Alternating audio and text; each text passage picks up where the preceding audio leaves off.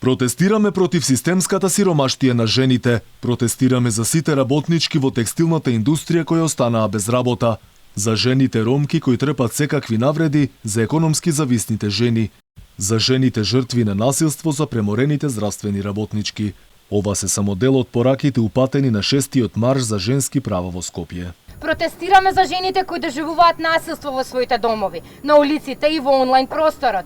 За жените жртви на насилство по чии пријави не се постапуваше, за самохраните мајки кои беа принудени да ги напуштат своите работни места заради застварање на градинките и училиштата, за жените собственички на мали бизниси кои беа принудени истите да ги затворат, за преморените здравствени работнички, за сите жени кои ги загубија своите животи во битката со COVID-19 заради недостатокот на здравствени услуги.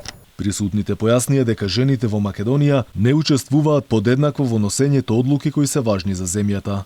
Побараа политики и мерки за последиците од COVID-19 за сите жени, како и зголемено учество на жените во работните групи. Иако сочинуваат половина од населението, жените во Северна Македонија не учествуваат подеднакво во носењето на одлуки. Во отсутство на политики, стратешки документи и механизми кои го поддржуваат унапредувањето на родовата еднаквост и правата на жените, значи дека институциите дозволуваат системска дискриминација и насилство.